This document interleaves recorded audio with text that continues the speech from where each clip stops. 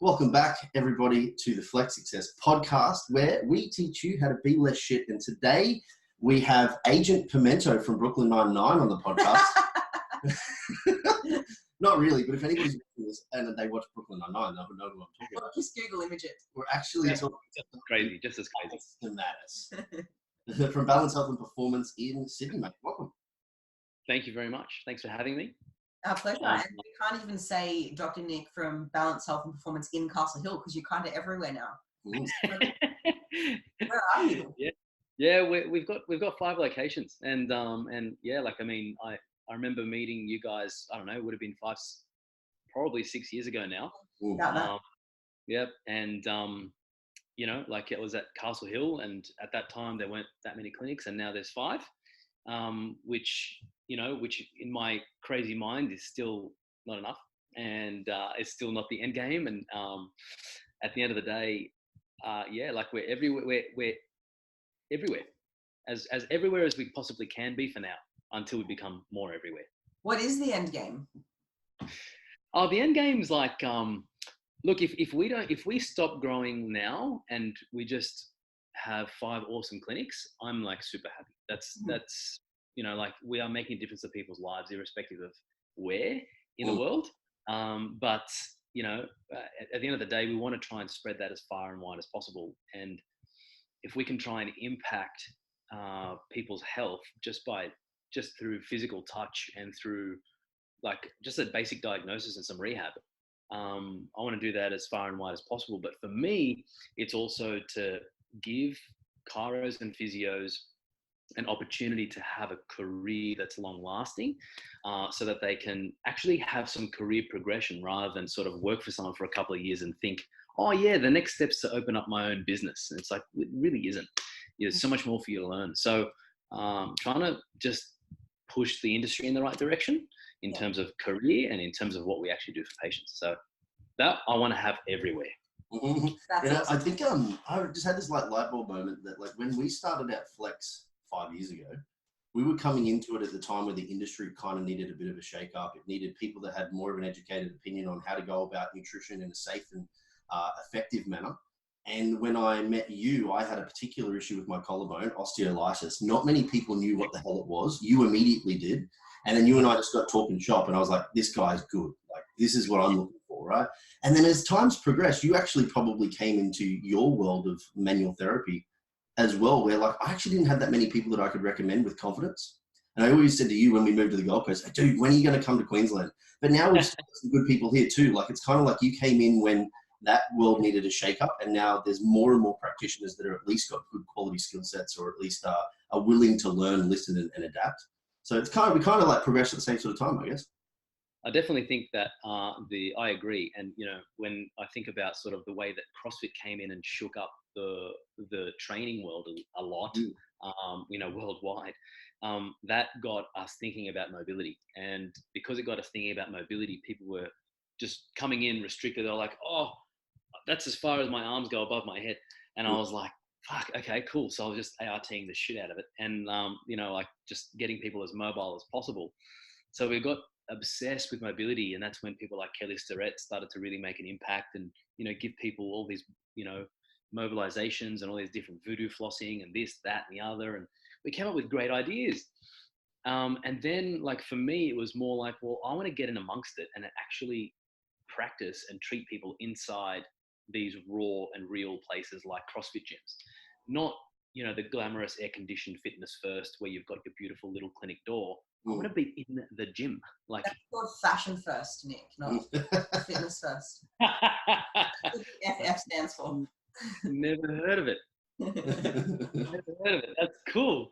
That's cool. Okay, I'm going to refer to it as fashion first from now on. But girls in boots working out and shit. You should have like a. Do you belong to any of these gyms, and then a tick box so that you know what kind of person you're getting first. You can like diagnose. Now, before we get too much into it, Nick, I think it's obvious to listeners from what you've said that you have a string of clinics that treat people for chiro and physio. But tell the listeners who don't already know you, who you are, what you do, and why you do it. Yeah, so I'm a chiropractor, and I you know, I mean, I've been a chiropractor for about 10 years now, and I've been working in clinics for since about 2007. I've been working on patients, and yeah, like I've worked on as many athletes as you could think of various different levels, whether it's bodybuilders, whether it's rugby league, NRL players, whether it's Sydney Swans players, whether it's CrossFit athletes, whatever, Olympians. Like I've treated them, and you know, I've really been blessed with that, as I feel that a lot of it was the sheer, like Dean said, the sheer timing of the fact that I was there at a time where it needed a shake up, and I shook it, and I just seemed to attract the athletes. And now, you know, I suppose I still treat high level athletes, although just less of them, which is much better for me because they take so much time. And, you know, I eventually got learning more about the fact that it wasn't so much about what I was doing it, but how I was doing it. And over time, I realized that there isn't actually a big gap between there isn't anything magical about what I do, except for how I do it. And it really comes down to the conversations you have with the client. It comes down to the conversations you have with your staff. And then as I grew in terms of my ability as a practitioner and my ability as a business owner, you know, establishing Balance Health and Performance in 2013, made heaps and heaps of mistakes and still making them now. And now I'm at a point where I have realized that the number one thing that I reckon I'm pretty good at that isn't chiropractic is, you know, understanding people. Yeah. And just actually listening to them and understanding what they're trying to say and what that really means. So I've actually started a new degree now, starting on Monday. It's psychology of business and management. Oh, cool. Yeah, so I'll be learning things like, you know, how different culture setups and how you can impact them, masculine and feminine energy, and basically how cultures differ depending on which part of the world you're in. So, yeah, you know, I think psychology is probably where I'm at the moment in terms of my further development. And I think that I put up a post the other day of, does the mind exist without the body? And it's really interesting that so many people said, no, it doesn't. But for me, it's like, well, how can you communicate with someone without even saying something? You know, how is that non-verbal communication actually relayed? And so I think there's more to it than just the body, but science doesn't agree with that just yet. So I say that very, very lightly. Social science agrees with that. Yeah. There's this paper called The Sounds of Science, which is just a social science paper that talks about non-verbal communication and all the things you can say with your body without speaking. I think you'd really dig that paper. Yeah, and you know, like I think what's the percentage? I think it's only 7% of communication is verbal. So it's like, that's a lot of non-verbal. That's pretty crazy. But it is even an interesting. We had an osteopath on, Nathan Kelly. You're familiar with him? So recently, I'm not sure who's going to get first dibs on going live to the public. But it's interesting that you said like it was less about less about what you were doing, but how you were doing it, and then having conversations. And the majority of our conversation with Nathan was around establishing a new expectation of what pain is, and that it's more biopsychosocial than it is necessarily just biological. And that's exactly what you're saying too. So that's super cool. Yeah. Correct. And some of the research coming out now is they're recognizing that that the difference between, if you do the same treatment, right, on a chronic pain patient. So let's say, Dean, you came in with your osteolysis of your shoulder, and let's say I treated it twice, exactly the same way. The first time I just talked about a mechanical thingamajiggy, and I was just like, yeah, it's just your shoulder. It's a bit of osteolysis. We just got to do this, this, this. But on the other hand, we actually explained, you know, the fact that your AC joint's actually a bit pain sensitive right now, and explain some of the neuroscience behind it. There's actually a major difference between the patient that gets a mechanical explanation and a neuroscientific explanation in terms of their improvement. So it's like, hang on, I did the same thing. I just said things differently and you got significantly better. So then what we're doing is not mechanical. What we're doing is not physical. It is completely psychological, or at least the majority of it. So why the fuck study it? Who cares about what you do to the shoulder? It actually comes down to what you're saying, which I think is fucking amazing. Do you mean explaining the what and the why to the patient? Is that what you mean? They need to know what's going on. Absolutely. But they also need to understand the process that's going on here.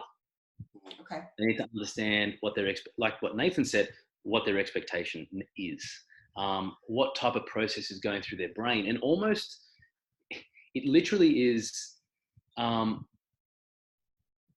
basically treating their problem here from the top down and assessing what belief system they have about their pain. And you're not talking about placebo, are you?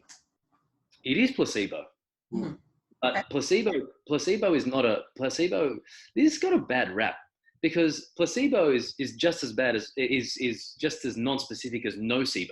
Yeah. And you can make someone worse non-specifically, and you can make someone better non-specifically. Who the fuck cares?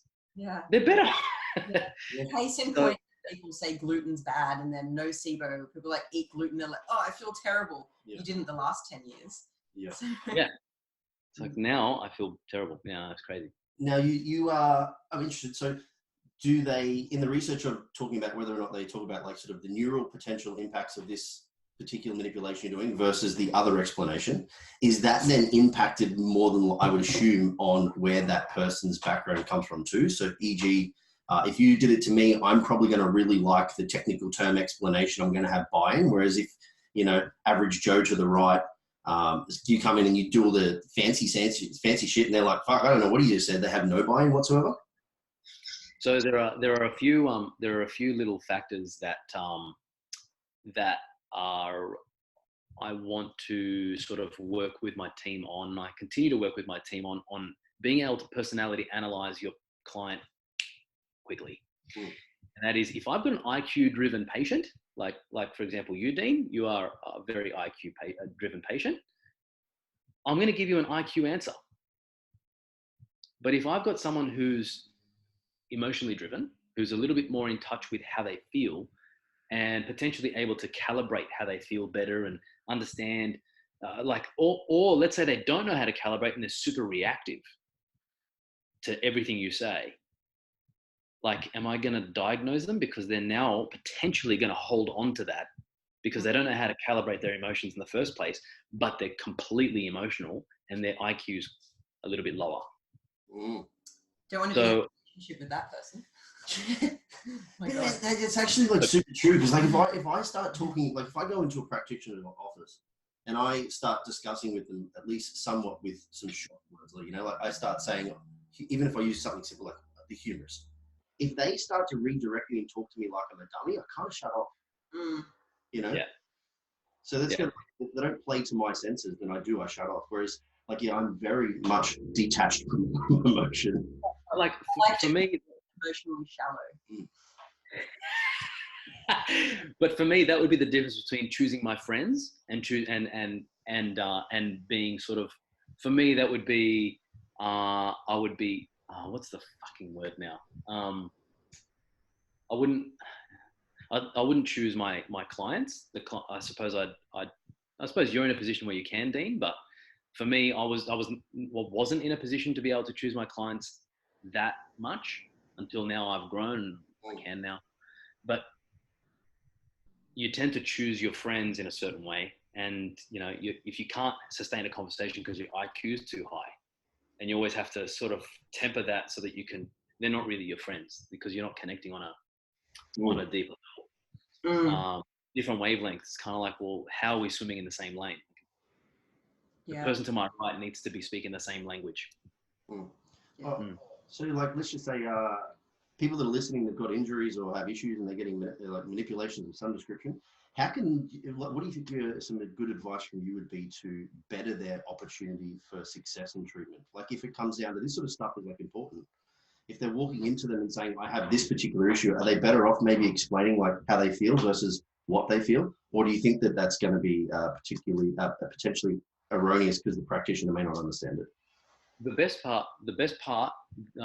best role for a client to play is to be able to at least do their best to articulate a pattern of a problem, what they're noticing with their problem, to actually show some interest in engagement of what their problem actually is. For example, if you were to take your car to the mechanic, you're not going to say, oh, there's some noise somewhere in the bonnet. They're going to ask you more questions. So like for example, I had a flat battery situation, which was a very, very arduous process for me. I'm not a car person, but I'm Greek, but not a car person. And I took it to sort of get it looked at. And I found the response that I got from the mechanics was far better if I actually explained the context. Okay, this is what's happened. This. And they're like, huh, it might be this or might be that. It's like it sets them on a different path of problem solving. Whereas if I was just like, look, I've got a flat battery. Oh, but you didn't know that this is now the second time I've needed to replace it into it. Mm. So, like if you come in with some sort of articulation about it, it helps the practitioner. But that's all I'd ask a client to do. The rest is up to the practitioner and their ability to lead and actually have a grip or a grasp on how to be able to mold and be able to see beneath the surface of this person's explained it in such a way. For example, oh yeah, like whenever I raise my arm up, like, oh, it's such bad pain. It's terrible. Versus it's the same pain. Yep, I get stuck at this point. The pain is unbearable to go past that, but I can move around it in other ways. So they're talking about the same symptom, but the more reactive one is talking about, oh, it's just terrible. It's like, well, if I'm going to try and problem solve that, I'm with the person that's jumping at their pain, they're looking for relief. Mm. Whereas the person that's articulated and shown me, oh no, but I've actually problem solved already. I've been trying to muck around with it a bit. And, I can tell that this came out of nowhere. It's not an injury. They're already thinking about it, which means they're actually looking for an outcome. Mm. So for me, as a practitioner, they're presenting as who they are. It's up to me to be able to decipher between the two and be like, I've got to treat this shoulder very differently in one person compared to the other, same problem. Mm. Yeah, absolutely. So do you find that with the group of people or your patients that you focus on, which is athletes now, they typically present in one way versus general pop people who might kind of fall under a particular banner, or is that not the case? I think athletes they present in a way which they are very, very complicated, the athlete, because they are generally so obsessed with what they do and so obsessed to return to what they do that they become almost fixated on the problem that they're presented with. But it's in a way, it's in a much more pragmatic way than, so let's say I've got, some like a corporate, like a desk warrior, right? Someone who sits at a desk all day, who's highly stressed. They come in with neck pain,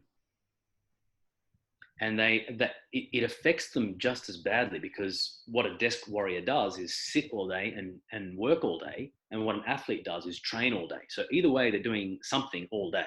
Yeah.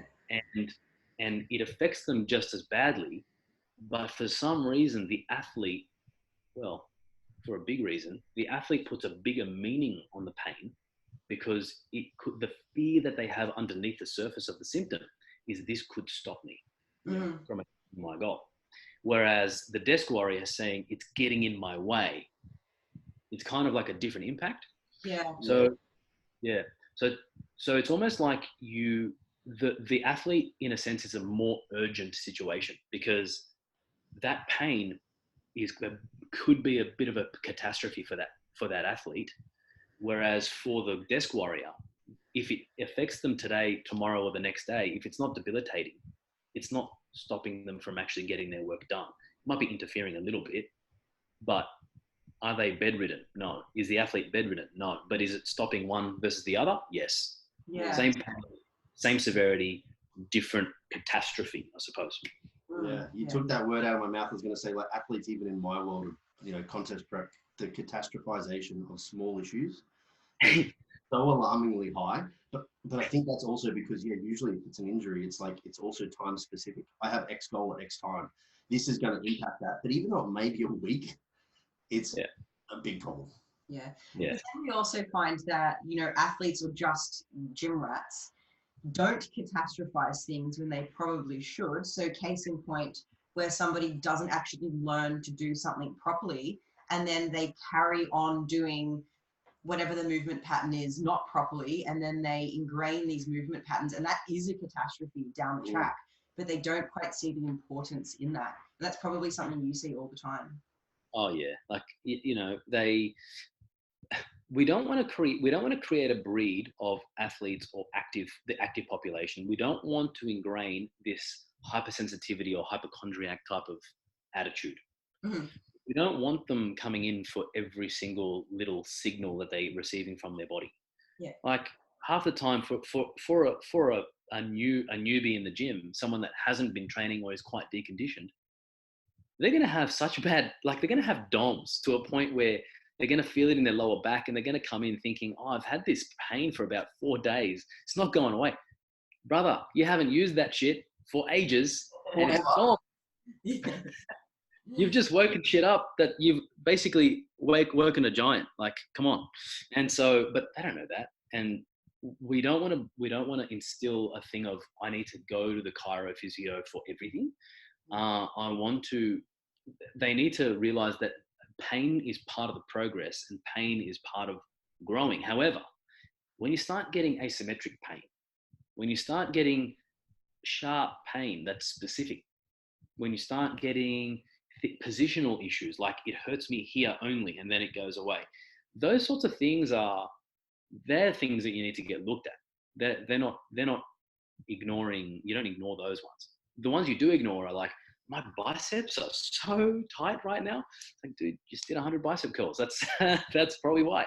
So, and even if that does transpire into a bit of that medial elbow pain, or a little bit of pain here and there, like, I mean, your tendons need to grow too. And there's no reason why they can't become pain sensitive with overloading as well. Cool. So as long as they're not avoiding movement for too long because of the pain, then we're sweet. But if you're noticing that a problem is persisting beyond a reasonable time frame, so beyond 4 or 5 days, yeah, probably worth getting it checked. Or if it's one side, not the other. Yeah. Yeah. So when they get ignored, these ones, because they can push through or avoid it, yeah, your brain's going to avoid pain at all costs. Fear avoidance behavior. It's just inbuilt in us. It's for our safety. And as a result, we end up just changing the way we want to load something. Mm-hmm. And yeah, right. I've literally spent the last 10 years of my training career, let's call it, finding ways to train away from the pain that impacts my ability to train the way that I want to train. Yeah. And, you know, a prime example of that probably was your bench press. Like, I mean, yeah, we had to make some changes to that, didn't we? Yeah. I mean, back in the day, I went from talk about not catastrophizing a problem. Was that I had pain. I recognized it was only on my left side. It was causing me issues.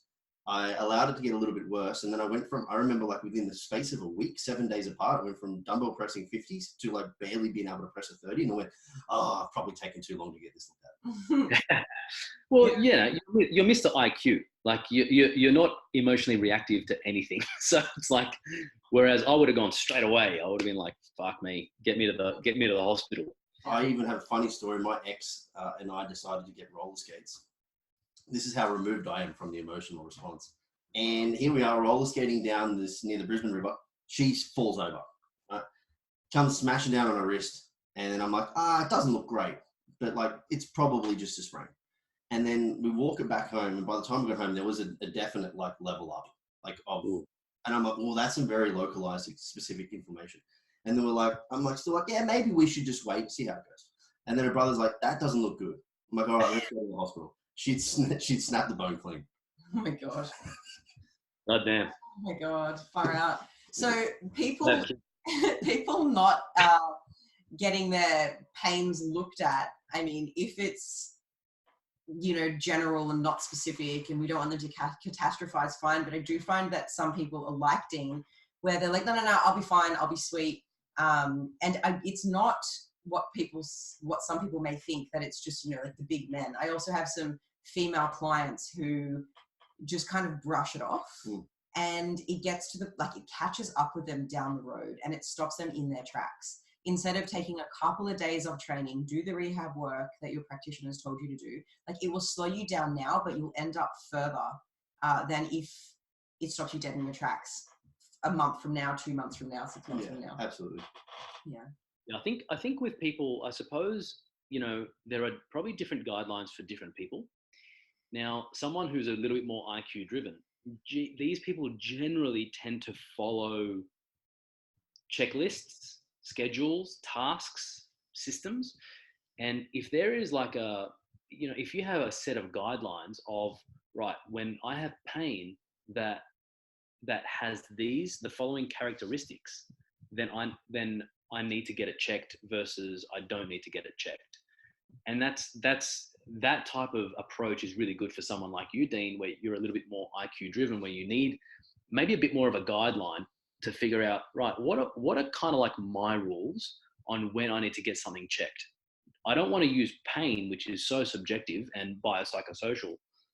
It's so subjective, and it's kind of like pain's never an indicator of a problem. At the same time, when should I not ignore it? So what are the things that, for example, I mean, now, would you be able to think of 3 things like that, now that you had plenty of injuries, that you could say, these are probably the 3 things that I would get, if they exist, I need to go get it checked? Yeah, I would say I probably do. Yeah, for sure. Like there's certain triggers and movement patterns and stuff that I start to notice either becomes extremely inhibited or very weak. Then I'm like, nah, damn it. So it'd be like specific, asymmetrical, and maybe level of pain could be. For sure. Like, especially because I've been subjected to reasonable amounts of physical pain in my lifetime, that if it's something that I actually say, whoa, that's painful, like I know it's probably not a great thing going on. Yeah. And but what I'm also hearing is, if you notice a change in your movement pattern, if you notice like a weakness associated with that movement pattern, plus pain. So if you have those 3 things, pain, change of movement pattern, and weakness, give Dr. Nathan a quick call, eh? Yeah, exactly right. Pretty much like, time to have somebody that has a better gauge of what's going on here. Have a look at it. Yeah. So for listeners out there, the only reason that Dean and I stopped seeing Dr. Nick and we moved to Dr. Nathan is because we moved from Sydney to Queensland. And Dr. Nick would not get in our suitcase. No, he refused. As much as we tried to stuff him in there, he just kept kicking and screaming. He said, there's likely not enough concrete at your house for me to live in it. Not enough log jokes in this world. Nah. And you know what? Like, I probably could have fit in your suitcase. Now I can't fit. I reckon I've put on 15 kilos since I've seen you guys. So weight or bad weight? Not answering that question. Defer. Pass. I'm married now. That's funny. How long have you been married now? Married 9 months. Married in March. Okay, so that's like 2 kilos a month. Nearly. Is that 8 months? 9 months. What did you say? Sorry. It's 2 kilos a month. 2 kilos a month. Yeah. Yeah. So, look, it's the Polish food that I'm having. It's she's a good cook. Potato, right? The other thing too is that you need more weight to produce more force, to minimize digit issues and all that kind of stuff. So it's purely for your profession you put this weight on. Like seriously, my hands, like I've got some thumb muscles here that are pretty rare. It's kind of like, it's like a allied health specific development. Yeah. It's like, is there a bodybuilding for chiros? Because like thumbs would be in there. You know? Yeah, like we're talking about this asymmetry in athletes, and I'd be interested to actually hear if you're seeing any common asymmetries in people coming through your clinics. But yeah, otherwise, asymmetry for chiros is one monster hand that has 6 fingers instead of 5. Well, I met a banana fruit picker once, and he had a giant arm and then a little arm. Oh, really? Yeah, because he was carrying all the bananas. Like a tennis player. Yeah, I guess so. Like a crab claw. It's really funny. So what are the common asymmetries that you find in athletes? So we have 2 factors that create asymmetry. The first one is going to be trauma. Mm-hmm. So if you've had a history of trauma anywhere, unless you've done a stellar job of rehabbing it, which is in 90% of cases not the case. If you've done a stellar job rehabbing it, you probably, and then integrated, your feed forward system, which is the shit that activates before you move, which is far more important than your feedback for different, in terms of quality of movement, that is. But if you integrate an injury back in with your feed forward mechanisms, then you will now never have that problem again, theoretically, right? Now, most people don't do that because they kind of have pain as a gauge. In order to get it done right, once you've injured something, you've got to go, okay, I've restored local arthrokinematic, local joint function. I've now also integrated one joint above, one joint below. And now I've also integrated that function with a feed forward mechanism at the core.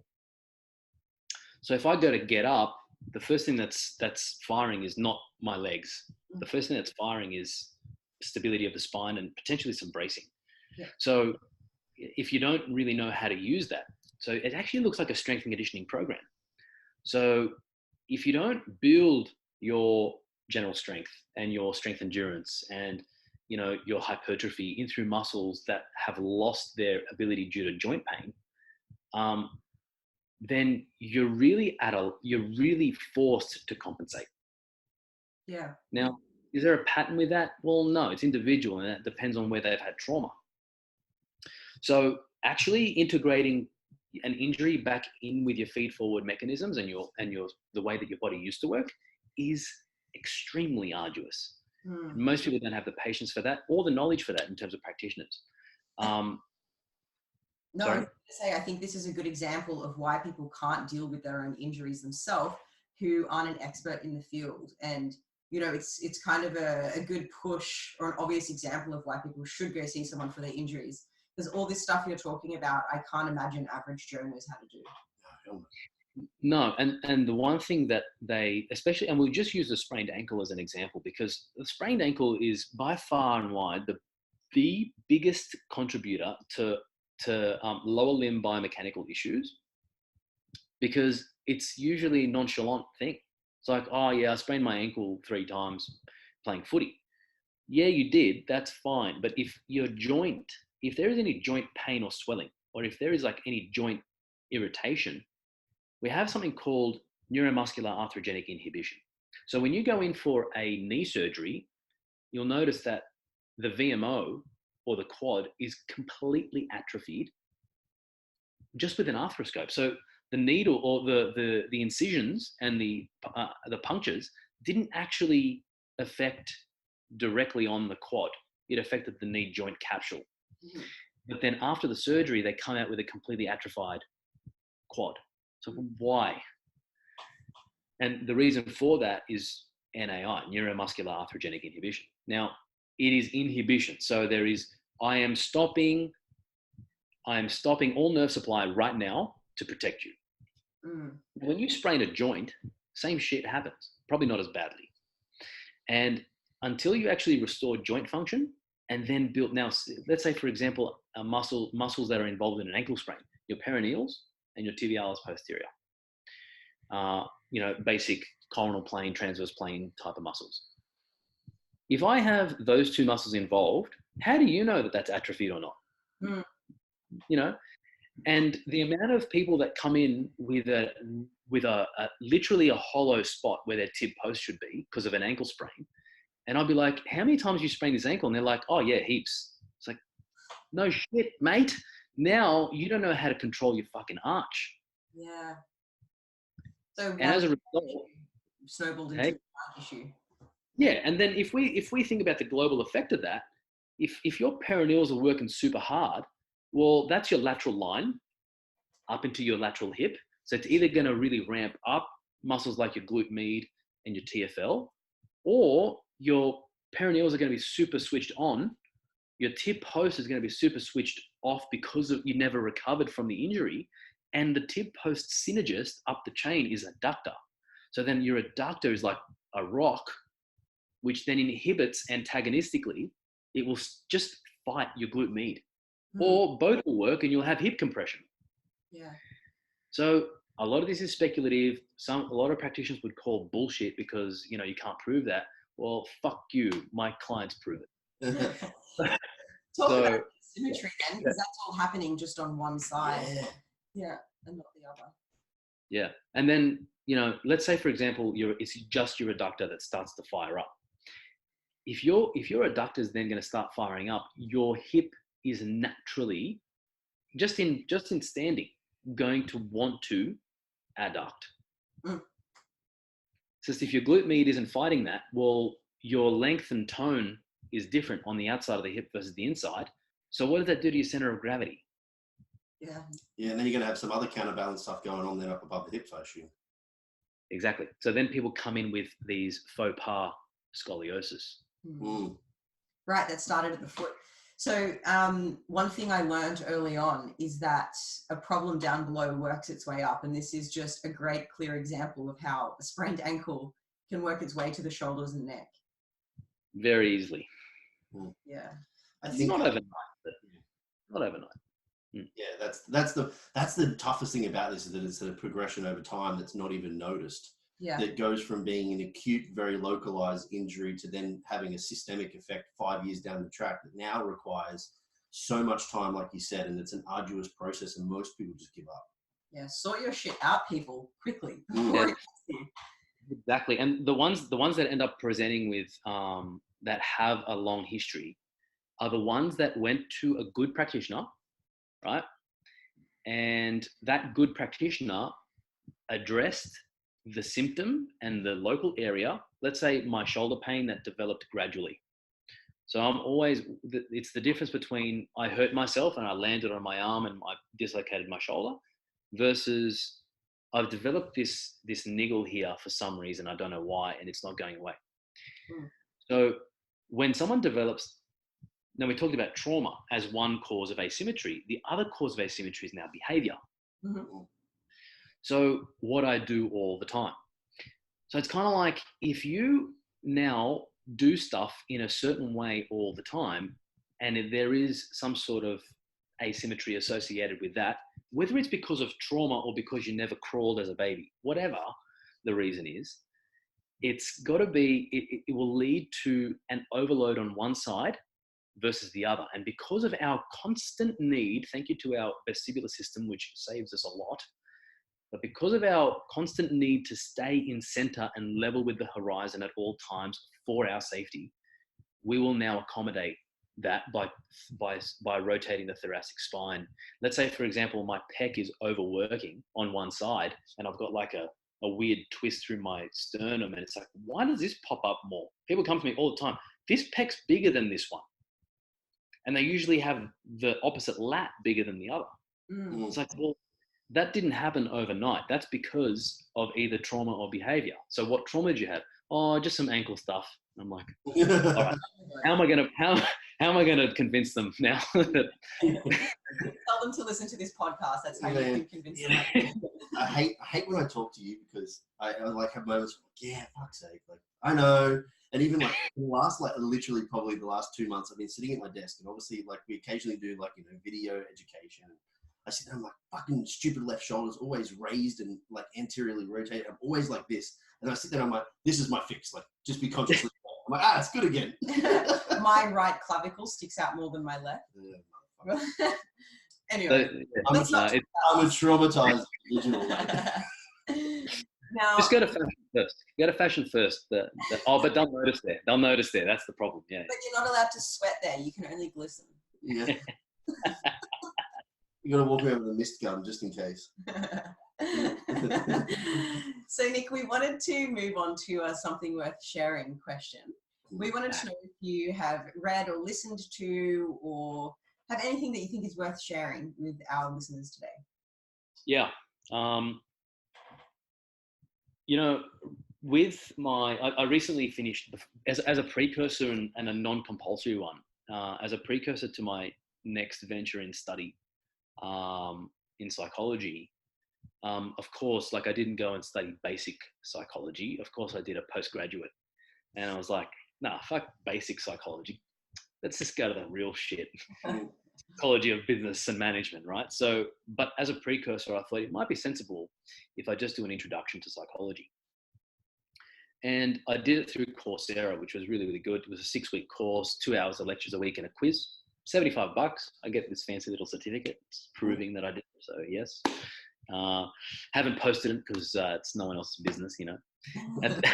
At the same time, one thing that it touched on a lot of different things like developmental psychology, emotions, fear, personality,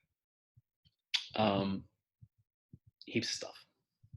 However, what is really commonly understood now is that we really focus heavily and put a lot of gravity on the negative things that happen to us, but not the positive. Where it's almost like when I'm talking to mates, because I've been so stressed with business over the past however long, or just too focused on solving people's negative problems all the time, that I've just become so attuned to negativity that I forgot about happiness. And not that I'm not happy, it's more like, hang on, how do you become happy? And so I think something worth sharing is, and this is where things like gratitude comes into it, right? And it's like, well, we spend so much of our day problem solving that we don't even realize it. Like, and we've got little lights for things, you know, like little smart lights, like a petrol light. You know, I've got a signal. I've got to go. I've got to problem solve that. Okay, where's the nearest petrol station? I'll problem solve that. It's like, there's traffic that way. Problem solve that. And we're getting smarter at figuring out faster ways to solving our problems, but none of them lead to happiness. They just solve problems faster, so they can solve more problems. So actually, no wonder our stress is going up, because actually we're solving more problems faster. So without even realizing it, more problems. We're getting more stressed because we've got more problems, but we're able to solve them because of technology. So what is it about happiness? How do you become happy? Is it the quest to solve the most amount of problems the fastest? I don't fucking think so. Yeah. I think it's actually trying to figure out where the light is in amongst the problems, identifying when someone else did something for you, but you were too busy solving a problem that you didn't notice. And I think that's where gratitude comes into it. I think gratitude is something that's been it's been like, it's almost like you must do this, you know, it's almost like a compulsory thing, but people are blindly doing gratitude, or I'm grateful for the sun. It's like, no, that's not what we're talking about. What we're talking about is you need to be grateful for something like that you have experienced that you were too busy not to notice. Mm-hmm. That might be the sun. If that is the sun, then I hope you're truly great. And I know you're truly grateful for the sun. And right now the sun's a little too hot with all these fires, right? But so I'll be grateful for some rain. But I think like it's got to be more like, I'm really grateful for the fact that I've got such a supportive wife, because I do problem solve a lot. And when I come home, that's just one thing I don't have to solve. And it actually allows me to just come home, and if I need to pour myself a glass of whiskey, I will. And yes, and that, and it actually allows me a chance to connect. And I'm really grateful for that. Yeah.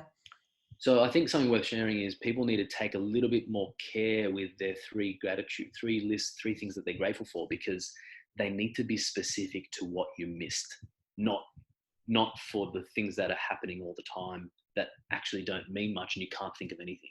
It's more like, no, what did you miss? This is such interesting timing because just this morning on my morning walk, I started a new audiobook called Thinking Fast and Thinking Slow, something like that. And Thinking slow. yeah, Thinking Fast and Slow. You've listened to it. I've heard of it, yeah. Yeah. So I think it's just chapter 1 because I haven't gotten very far in the book. They talk about, you're at a party and you hear someone say something really offensive across the room. And no matter what's going on, you can't help but focus on that thing. And the only thing that can break your focus on that is to focus on something else. So try and redirect your attention to something else, which is kind of similar to what you're saying. You're focusing on people's problems. You're focusing on the negative and you're trying to redirect that. And I got home actually, and on my Insta story today, this podcast isn't coming out today. So for those checking my Insta story, I'm not lying. It's on the 21st. Anyways, I spoke about it on Insta. The client yesterday, I had a consult call with her and she was saying that she really wanted to get to a particular weight and she's approaching that now. But when she looks in the mirror, she's so disappointed. She's so hyper focused on how she looks. And she's missing that she didn't think she could do a chin up. She did 6 in a row the other day. She's keeping up with all the beasts at CrossFit that she used to look up to, and now she's performing alongside them. So I actually got her to write down a gratitude diary, 3 things she loves about her body, either functional or visual, every day, so she can start to focus on the things she loves, not the things she doesn't love. So it's just such weird timing that you bring that up, and it was just this morning that the book and the Insta story post happened. Yeah. I'll cut this bit out just a second. We've got a whippersnipper off in the background. Yeah, that's cool. Yeah. The other, I was going to say, this is really good timing too, because although I'm not going to promote, although maybe it's worth trying, mushrooms. I was listening to a Joe Rogan podcast the other day with Paul Stamets, who's like the mycologist of the world that people think are the top dog. And he said he went to a neuroscience a convention thing that he went to, and one of the mothers and sons were there together, and they said they'd gone on a trip together on psilocybin mushrooms. And they said, we no longer fight. Like, we recognize we have problems, but what we recognized on a trip was that, there's a lot more out there that we don't see. So when shit goes bad, just recognize that this really isn't the biggest problem in your day.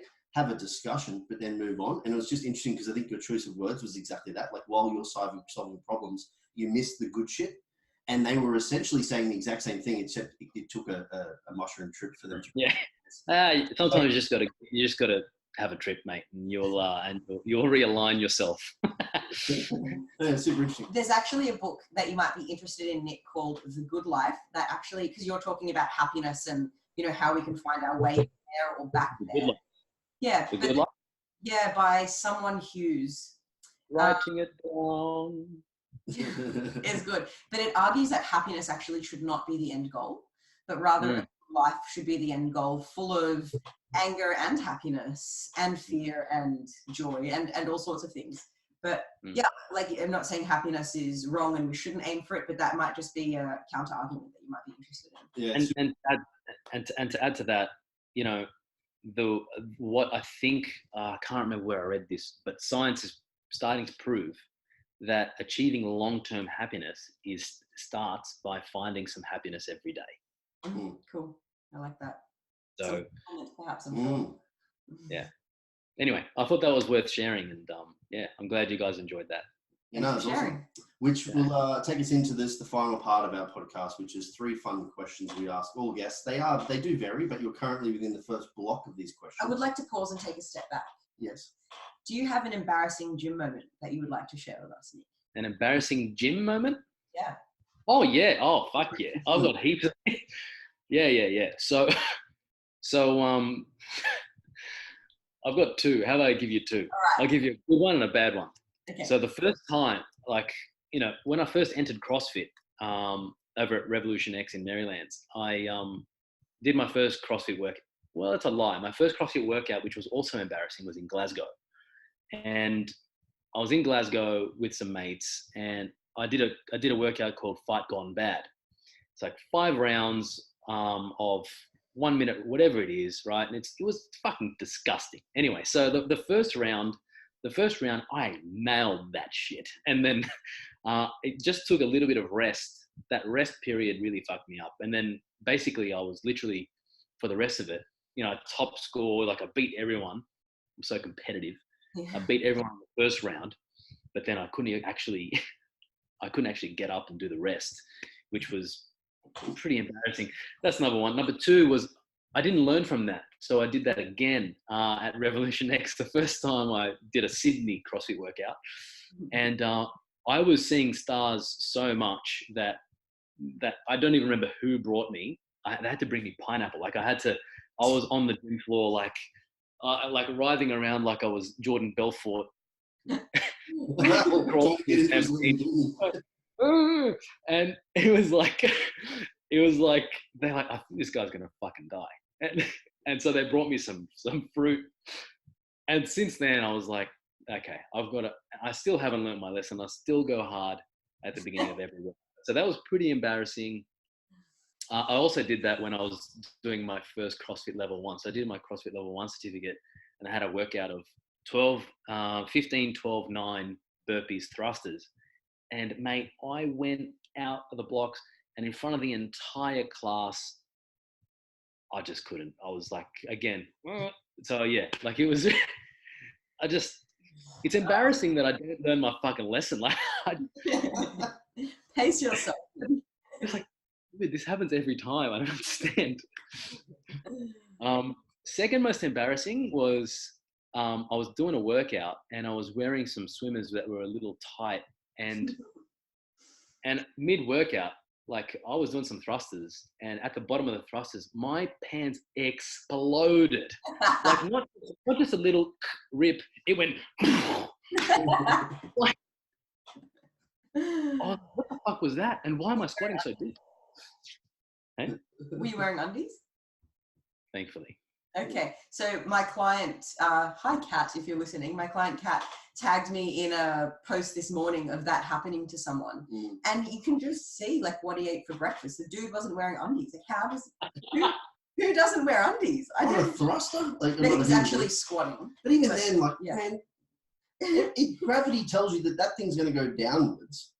And if you're not wearing underwear and you're squatting and you get balls deep, Yep. how do you not end up getting mixed up in that thing? So I used to play soccer with dudes that wouldn't wear underwear in soccer. I'm like, how the fuck can you run? I don't get that. Like, yeah. You know, I did my first aid course, and the guy there was Matt Shervington, and I was like, I really wanted to say, dude, power to the people, fuck yeah. Nothing more masculine than a big set of nuts. But I didn't say anything, so anyway. Sorry, final round of questions. Yes, okay. If there was one mystery that you could solve, be it anything at all, biological, economical, whatever, what would it be? How did the world begin? See, that's the second time that's come up. And I think Nathan Kelly said that, didn't he? The beginnings of Earth.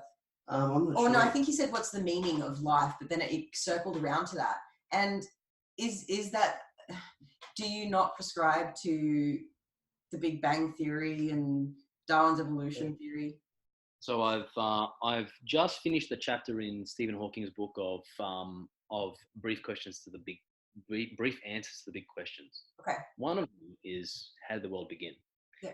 Yes, he believes that the Big Bang Theory is that we can create the entire universe from nothing. From nothing. And it can happen from nothing because, well, what's inside a black hole? Well, but we know that it can destroy and obliterate an entire planet like that. And it travels way faster than the speed of light with such pressure that it's just impossible to even fathom. But what's inside of it and why? So is that hey? Is that the question then? What's inside of it? No, because then I still don't understand where we came from. Is that where we came from? Who was there? I think the other thing that I really like is the fact that the universe is continuously expanding.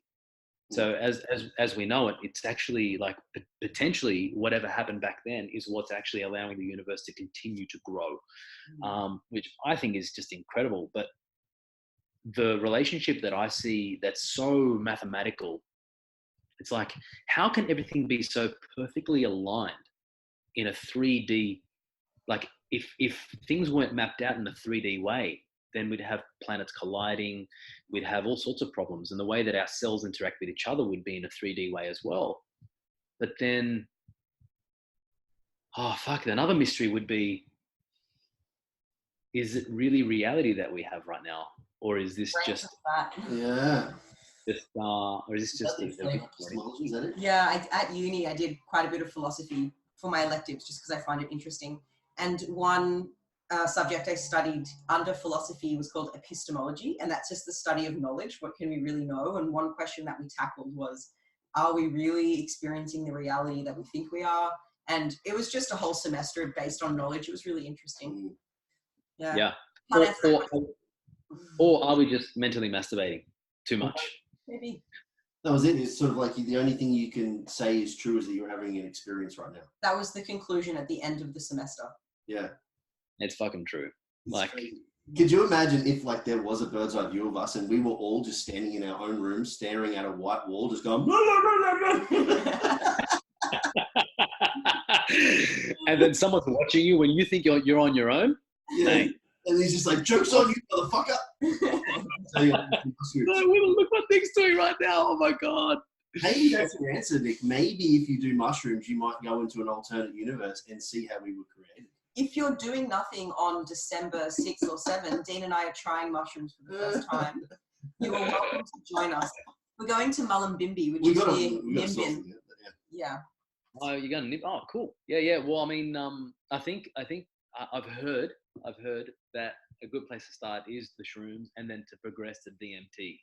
So if I think apparently if you want to have that real proper out of body experience and a dive into your subconscious mind, I think a lot of people talk about it, like Mike Tyson talks about it. I think Joe Rogan talks about DMT. I think a lot of these like celebs that are getting enlightened all of a sudden had just taken DMT and they're just like, whoa, that was. Yeah. Well, the cool thing about a DMT trip too is it's actually only, I think, like sub 10 minutes. It's not even that long. You feel like the perception is that you're in there for hours, but it's a quick happening, you know. Whereas mushrooms is like a 4 to 6 hour thing. Like you're in there. Come in and out of it. The comment that Paul Stamets made again was with this whole concept around microdosing of LSD and all these other things. He's saying that will be the answer to human creativity ongoing if we just allow it. Whereas it's like with the way the world's going now, with a lot of regulation and the rest of it, we could be dampening the opportunity for creativity. There's some really cool shit. But anyway, tobacco's legal. Probably another podcast for another time. Second question. Yeah. Yes, okay. Yeah, it's good. Yes. If you were to be arrested tomorrow, but none of your friends knew what it was for, what do you think they would assume you did? That they knew that, ask the question again. You've been arrested, nobody knows what it was for. What do all of your friends and family assume you did? Assume I did? Yeah. Oh, fuck. Oh, man. Like that is, that's a killer question. I actually I think it could be a range of things. It could be like fraud. Fraud. It could be like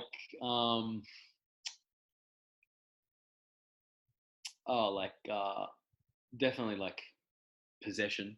No, my friends would think. No. Friends and family? No, they wouldn't think possession. Probably fraud. They probably thought that I fucked up with my business something. Like I fucked something up with my business, or I did something illegal. Yeah. Like money laundering or some shit. Is there something we should be telling the ATO? See, I knew this was a dangerous question. I shouldn't have fucking said anything. Probably, I reckon my friends and family would assume that I fucked the business somehow, and like I've like been done for like money laundering or like embezzling money or something like that. Too creative in your accounting. Yes. Hey? Too creative in your accounting. Exactly. I'd say it would be as boring as that, but I don't think they would assume that it would be anything drug related. They wouldn't assume it would be anything, human trafficking related. It wouldn't be murder. It wouldn't be murder. We've had a couple of people say public nudity, which is interesting. Yeah, Alicia and Dalton said public nudity. That was interesting. Public nudity. Uh, No, that would be me. The final question, which is always the Your the would most you rather important. question. Would you rather sniff the undies of 10 unknown strangers or eat an omelette off the floor of a King's Cross strip club?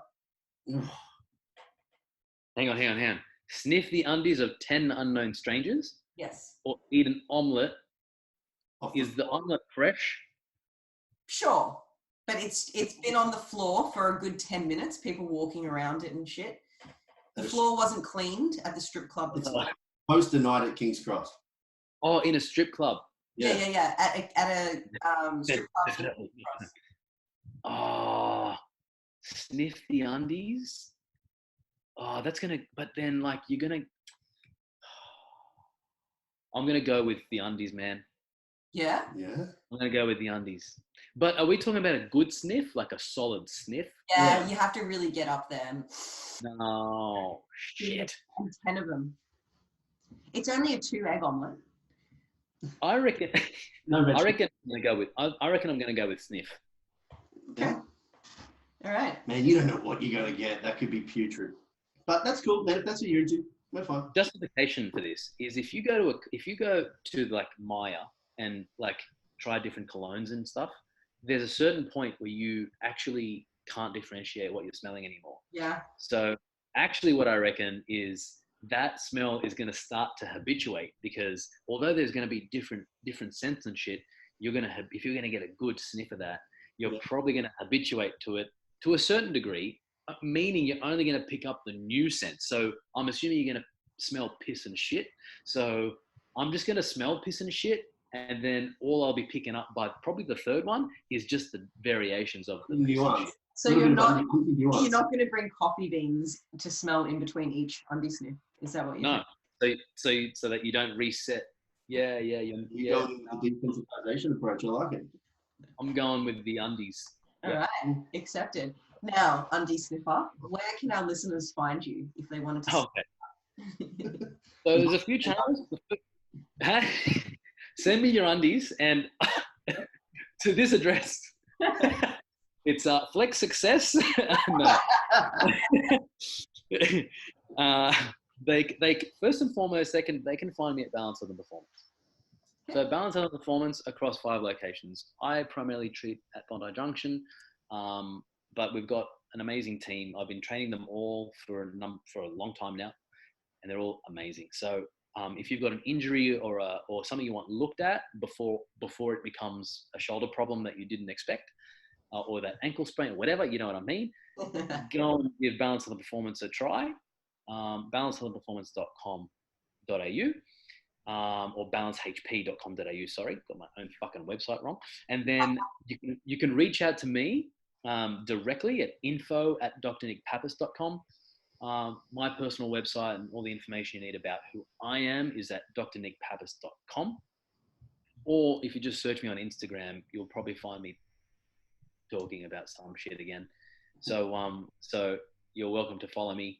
But whether the way I can help you is either going to be if you need some help with your pain. That's number one. Number two is if you're a healthcare practitioner who needs some development, that needs a little bit of mentorship, that's where I can help you. Or if you're a healthcare business owner who needs some help understanding what they're doing in their healthcare business, that's where I can help too. So okay. Awesome. Love it. Yeah. Well, thank you for your time, Dr. Nick. Watch out in the post for some undies, and we'll catch you next time. Thanks, everyone. Thanks for having me. Cheers.